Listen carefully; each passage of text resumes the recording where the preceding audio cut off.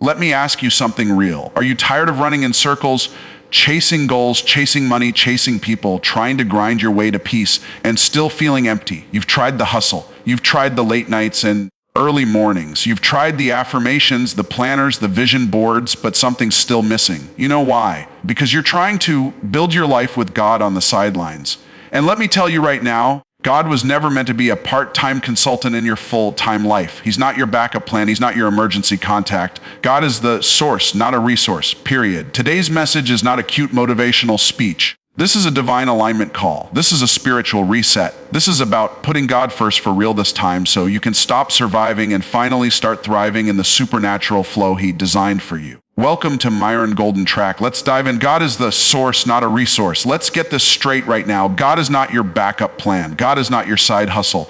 God is not some motivational booster shot you run to only when life punches you in the face. God is the source, period. Most people in this world are operating like God is a resource they tap into when they run dry. When the money runs low, they pray. When the relationship falls apart, they pray. When the business tanks, they pray. And then when things start going right again, they put God back on the shelf like some emergency fire extinguisher. They hope they never have to use again. That's the problem. That's why so many people live in cycles. One breakthrough followed by a breakdown, one blessing followed by a backslide, one promotion followed by a period of pride and self-dependence. It's because they keep treating God like a temporary resource instead of the permanent, never-ending source of everything good and lasting in their life. See, when you treat God like a resource, you approach Him transitionally. You think, if I do this, maybe God will give me that.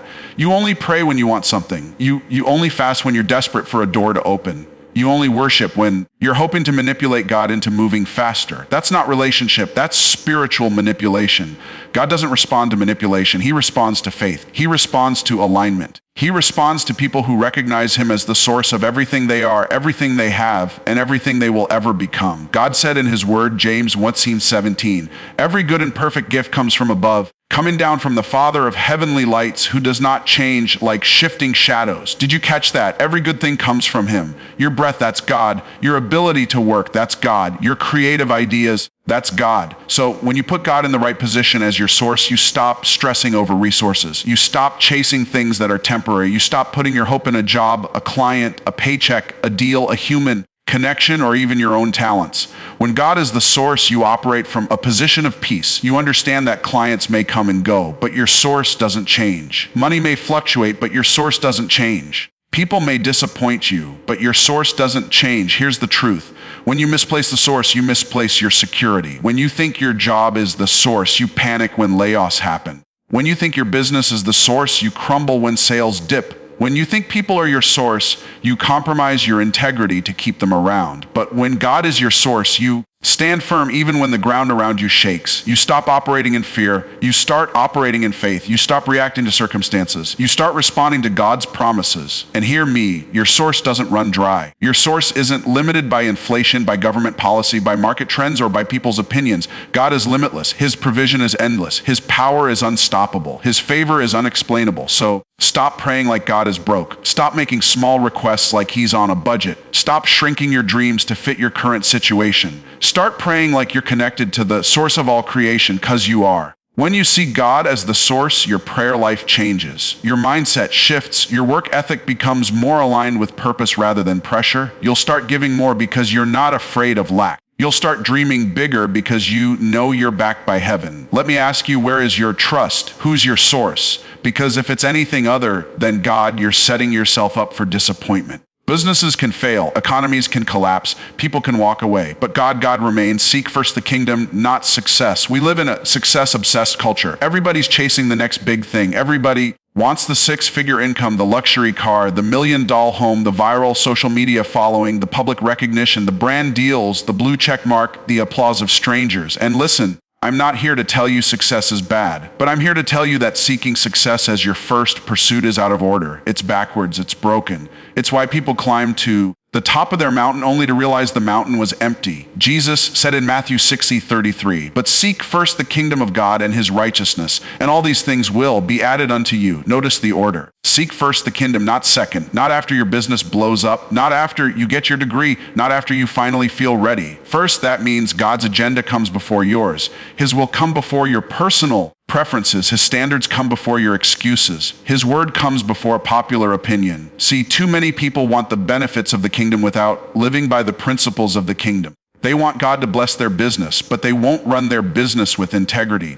They want God to bless their finances, but they won't tithe or sue. They want God to elevate them, but they won't humble themselves before Him. So, if we're going to describe a family or a household, the best way that I think it looks is with God under C, T, or Y. You want the kingdom's rewards, you've got to operate by kingdom order. Seeking the kingdom first means you prioritize what God prioritizes. You wake up thinking, how can I advance the kingdom today? You make decisions by asking, does this honor God? Does this align with His righteousness? You don't just ask, will this make me money? Or will this make me popular? You ask, will this make me more aligned with God's purpose for my life? Let me tell you something about kingdom economics. When you take care of God's business, He takes care of yours. When you make His agenda your priority, He'll handle the things you're stressing about. You don't have to chase success. When you seek the kingdom first, success starts chasing you. God knows you need resources. He knows you need provision. He knows you need opportunities and open doors. He promised it. All these things shall be added unto you. You don't have to manipulate people. You don't have to compromise your values. You don't have to grind yourself into the ground. But here's the key. Stop making success your idol. Stop putting achievement on the throne where only God belongs. Some of you have been treating God like an accessory to your success story, like He's a footnote in your testimony. But God's not looking to be your business partner. He's looking to be your Lord. There's a big difference. Kingdom order says God first, everything else second. When you live by that order, your stress goes down, your clarity goes up, your purpose becomes clear, and your blessings start flowing in ways you can't even explain. Some of you are one decision away from divine acceleration. But God is waiting for you to fix your priorities. He's waiting for you to put Him in His rightful place. Build your schedule around God, not around money. Let's get something clear right now. The way you organize your day is a direct reflection of what you truly value. You can say God is first with your mouth all day long, but your calendar exposes the truth. The real question is, does your schedule look like someone who puts God first, or does it look like someone chasing after money, approval, or survival? See, most people build their schedule around their business. They build it around deadlines. They build it around client calls. They build it around meetings, sales targets, and chasing income. And then after everything else is done, if there's 5 minutes left at the end of the day, they throw God the leftover scraps of their attention. A quick prayer in the car, a rushed devotional while scrolling on their phone, a half-hearted acknowledgement during the offering time at church. That's not putting God first. That's treating Him like an afterthought. The reason so many people stay in financial struggle, mental chaos, and emotional burnout is because their day starts with them and not with God. They wake up thinking about money, thinking about deals, thinking about numbers, thinking about how to get ahead, all while ignoring the one who has the power to give them everything they're chasing after. The word says in Proverbs 3:6, in all your ways acknowledge Him, and He will direct your paths. Notice it doesn't say acknowledge Him when you have time. It doesn't say acknowledge Him when you feel spiritual. It says in all your ways. That means before you take a client call, acknowledge Him. Before you schedule a meeting, acknowledge Him. Before you make a business move, acknowledge Him. Before you plan your day, ask Him, Lord, what do you want me to do today? When you build your schedule around God, it changes how you wake up in the morning. It's no longer, let me jump out of bed and check emails. It's let me get on my knees and check in with heaven first before the phone, before social media, before your to-do list. You prioritize prayer. You prioritize the Word. You prioritize His presence.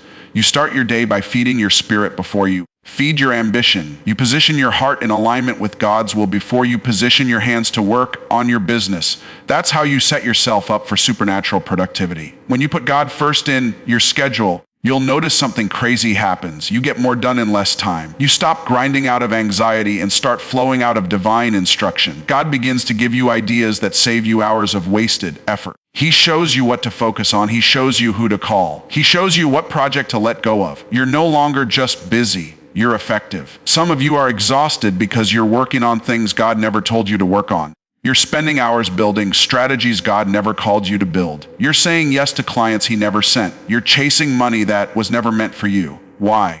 Because you're letting money dictate your calendar instead of letting God dictate your steps. Let me tell you something. When you build your schedule around God, you don't lose time. You redeem it. He gives you grace to accomplish in 1 hour what others grind for days trying to finish. He puts favor on your assignments. He opens doors no man can shut. And while other people are burning out chasing money, You'll be walking in supernatural provision because you chased God first. You've got to stop believing the lie that spending time with God is taking time away from your goals. Time with God is the key to unlocking your goals. Time with God is where you get your strategy. Time with God is where you get your strength. Time with God is where you get your peace. If your day doesn't start with God, you're starting already behind. If your calendar doesn't reflect kingdom priority, you're out of order before you even send your first email. It's time to flip the script. It's time to build your day, your week, your month, your entire business rhythm around your relationship with Him. When you build your schedule around God, you're making a prophetic declaration that says, I trust God more than I trust my grind. I trust His provision more than I trust my paycheck. I trust His wisdom more than I trust my own understanding. When you do that, you're not working for blessings. You're working from a place of already being blessed. The stress lifts, the anxiety breaks, the pressure to perform melts away because now you're operating in God's flow, not your own. God will honor that. God will elevate that. God will breathe on that because He always blesses what's in order with His kingdom. Faith-led decisions unlock supernatural doors. Most people make decisions based on fear. Fear of missing out, fear of failure, fear of going broke, fear of what people will say, fear of rejection, fear of change, fear of discomfort. And that fear drives their business moves, their relationship choices, their financial decisions, even their ministry steps. But let me tell you something, fear-based decisions never lead to faith-based results. If you're making choices because you're scared, don't expect God to bless that. God doesn't reward fear-based action. He rewards faith-led obedience. When you make decisions led by faith, you're not looking at what makes sense in the natural. You're looking at what God said. You're following His instruction even when it doesn't match your bank account, even when it doesn't match your 5-year business plan, even when it doesn't fit the timeline you had in your head. Faith says, I'll go even if I don't have all the answers. Faith says, I'll sow even when the numbers don't make sense. Faith says, I'll step out even when I'm nervous. Faith says, I'll trust God's voice over human logic. In Hebrews 11:6, it says, without faith, it is impossible to please God. Not difficult, not unlikely, impossible. That means every time you're making decisions purely out of fear or comfort, you're automatically operating outside of what pleases God. Some of you have been praying for supernatural doors to open, but you're making natural decisions. You want miraculous favor, but you're moving in cautious calculation. You want big breakthroughs, but you're making small, fear-controlled moves. God doesn't open supernatural doors for people who are playing it safe. He opens them for people who are willing to take supernatural steps. That means when God says go, you go. When He says give, you give. When He says pivot, you pivot. When He says trust, you trust. Faith-led decisions require you to step into rooms where you don't know anybody, but you know God sent you there. They require you to launch projects where you don't have all the funding, but you have all the faith. They require you to say yes to assignments that stretch you, challenge you, and sometimes even scare you. But here's the thing. The size of your step determines the size of your door. Small faith, small door. Big faith, big door. Radical faith, radical doors. God is not interested in you playing it safe. He's not moved by your strategic plan as much as He's moved by your surrender. He's not impressed with your comfort zone. He's looking for people who will trust Him enough to step even when they can't see the full staircase. When you start making faith-led decisions, you attract supernatural resources. You attract divine connections. You attract favor that makes no sense to the people around you. You'll walk through doors that your resume doesn't qualify you for. You'll get contracts that your business experience doesn't justify. You'll find yourself in rooms that your background never prepared you for. Faith-led decisions are uncomfortable, but they are non-negotiable if you want to walk in kingdom-level results. Every breakthrough you're praying for is on the other side of a faith step you've been avoiding. You can't outwork disobedience. Some people believe that if they just grind harder, hustle longer, and put in more hours, they can force success to happen. They think that their dedication to the grind will somehow compensate for their lack of obedience to God's instructions. But let me tell you the hard truth. You cannot outwork disobedience. You can wake up at 40 a.m. every day, fill your calendar with back-to-back meetings, build funnels, make sales calls, and even close deals. But if your life and business are built on disobedience, the foundation is already cracked. Disobedience creates invisible resistance in your life. You won't always see it at first, but you'll feel it. You'll feel it in the form of doors that should open but won't. Opportunities that seem close but never materialize. Frustration that stays no matter how hard you push. Exhaustion that follows you even after you've cleared your task list. Disobedience delays destiny. It blocks blessings. It creates spiritual friction that no amount of physical labor can fix. The word says in 1 Samuel 15:22, obedience is better than sacrifice. That means God doesn't want your busyness if it's birthed out of rebellion.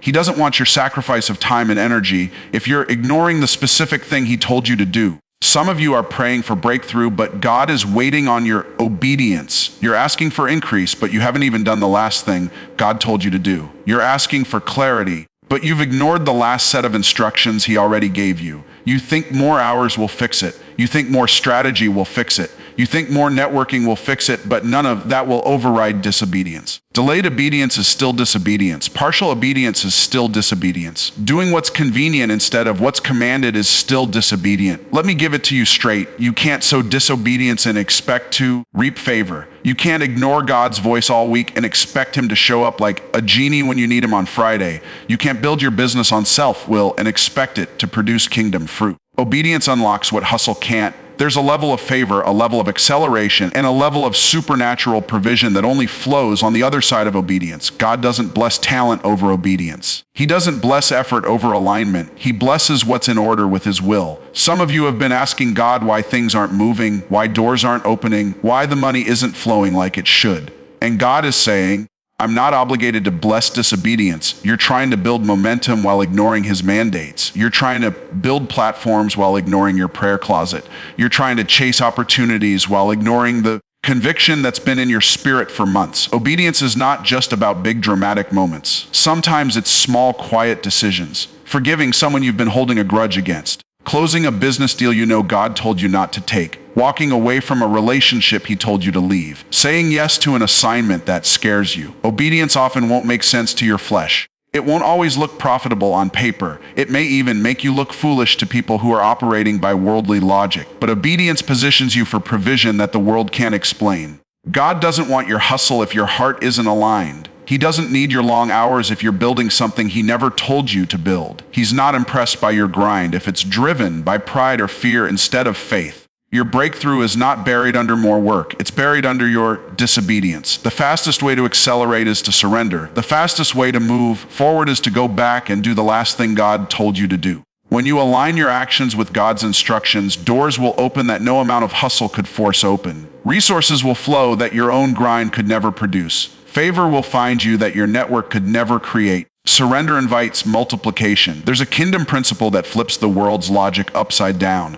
What you surrender to God doesn't decrease, it multiplies. The world tells you to hold tight, control everything, and never let go of what you've worked hard for. But God's economy operates on a completely different law. Whatever you're willing to release, he's willing to increase. Most people are operating in lack because they're holding on to tight. They're clinging to their time, their money, their plans, their relationships, their businesses. They're afraid that if they let go, they'll lose everything. But the truth is, the thing you're refusing to surrender is the very thing God wants to multiply. Look at the story of the boy with the 5 loaves and 2 fish in John 6. It wasn't enough in the natural. It didn't make sense mathematically. But when it was surrendered into Jesus' hands, it fed thousands. The multiplication didn't happen while it stayed in the boy's hands. The miracle was unlocked when he surrendered it. Some of you are holding on to your business like that boy held his lunch, afraid to release it, afraid to trust God with it, afraid to tithe, afraid to sue, afraid to pivot when God says pivot, afraid to walk away from something that feels secure but is actually stagnant. You're praying for multiplication while living in a mindset of control. You're asking God to enlarge your territory while refusing to release what's already in your hand. But God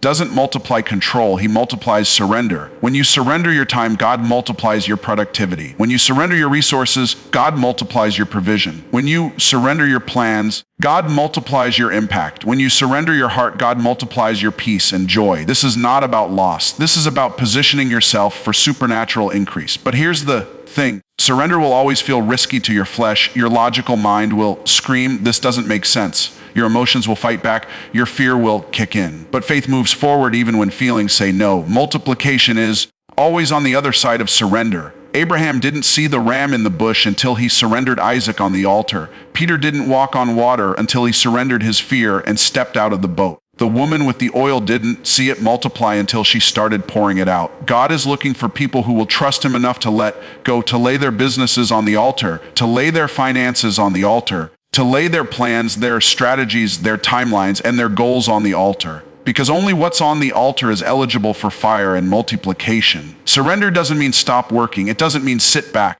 and do nothing. It means work from a place of faith, not fear. It means you execute the plan God gives you, not the one you made up out of anxiety. It means you move when God says move and stay when God says stay. You can't step into supernatural multiplication while living in natural control. You can't pray for a breakthrough while holding on to everything like you're your own provider. You can't expect kingdom results while operating with a scarcity mindset. God's not asking you to surrender because he wants to take from you. He's asking you to surrender because he wants to get more to you. But he can't pour into closed hands. He can't fill what you refuse to release. Peace comes when God is in position. One, most people are living with constant anxiety because God is not first in their life. They're trying to control outcomes, manipulate situations, and force success on their own terms. True peace doesn't come from having a full bank account or a successful business. It comes from divine alignment. When God is first, you stop chasing peace and start living in it. You stop reacting to every problem and start responding from a place of rest. The world may shake, but you stay still on the inside because you know who's really in control. Peace is not the absence of problems. It's the presence of God at the center of your decisions, your business, and your daily life. When he's first, stress loses its grip. Fear stops running your mind. You walk into boardrooms, client meetings, or even battles with a supernatural calm because you're not moving alone. Peace is a byproduct of priority. Partial obedience is still disobedience. Too many people obey God halfway and then wonder why they're not seeing full blessings. Partial obedience is still disobedience. When God tells you to do something, he's not asking for your version of the instruction. He's asking for full compliance. Delayed obedience, altered obedience, or selective obedience is still rebellion in God's eyes. You can't pick the parts of God's will that feel comfortable and ignore for the rest. Obedience isn't about convenience. It's about surrender. True obedience means following through even when it's uncomfortable, even when it costs you something, even when it doesn't make sense to your natural mind. God honors full obedience, not partial performance. When you follow through with exactly what he says, how he says it, and when he says it, that's when you position yourself for divine release and breakthrough. God-centered life builds unshakable legacy. Building legacy isn't about accumulating money, titles, or followers. It's about anchoring your life in something that can't be shaken when the world shakes. A God-centered life leaves a legacy that outlives you, impacts generations, and draws people closer to him long after you're gone. When God is your foundation, storms won't destroy what you've built. Your children, your community, your business partners will remember not just what you accomplished, but how you lived. They'll see consistency, faith, and integrity that came from putting God first. Your impact will ripple beyond your lifetime. Because what's built on God lasts. When God is first, everything else aligns automatically. So many people are stressed, burned out, and worn down because they're trying to force life into alignment on their own strength. When God is first, alignment becomes automatic. Opportunities line up, resources flow. Right connections show up. Favor finds you without striving. You don't have to manipulate people or situations to make things work. Divine timing takes over. The things you used to chase will start chasing you. God's order sets things in motion that your grind never could. You'll find clarity where there was confusion, peace where there was pressure, and results that far exceed your own ability. Now listen to me. We've covered a lot today. And if you were really listening with your spirit, not just your ears, you already know this wasn't just information. This was your invitation to shift everything. You've heard the truth. God is your source, not your resource. You can't keep putting him on the back burner and expect kingdom-level results. You've learned seek first the kingdom, not success. Because when you get the order right, the overflow becomes automatic. We talked about your schedule. Stop building your day around money. Build it around God. Let him dictate your agenda, your priorities, your next steps. You heard loud and clear. You can't outwork disobedience. It doesn't matter how many hours you grind. If you're not aligned, you're just busy being busy. You learn the power of surrender. Multiplication starts when you let go. Stop trying to control the outcome. Trust the one who controls the universe. And let's not forget about peace. Peace comes when God is in position. One, anxiety can't stay where God reigns. You were challenged on your obedience. Partial obedience, it's not about what's convenient. It's about full surrender. We talked about legacy. A God-centered life builds an unshakable legacy. This is bigger than you. This is about generations after you. And finally, when God is first, everything else aligns automatically. Opportunities, resources favor. They chase you down when your priorities are in divine order. This is your moment, not tomorrow, not next week, right now. Make the decision to put God first for real in your heart, in your business, in your family, in your time, in your money, in every single decision. If you do this, you won't have to chase blessings. Blessings will start chasing you. If this message stirred something in your spirit, don't just sit on it. Hit that like button. Drop a powerful God first in the comments and share. this video with someone who needs this word today. Let's spread this kingdom mindset and flood YouTube with truth and faith. And listen, if you're ready to go even deeper, if you want exclusive content, behind the scenes teachings, and direct access to strategies that align your faith and finances, join the membership right here on Myron Golden Track. We're building a community of kingdom-minded entrepreneurs, leaders, and action takers. And I want you to be part of it. So subscribe, join the membership, stay kingdom, stay focused, stay unstoppable. This is Myron Golden Track, and I'll see you at the top.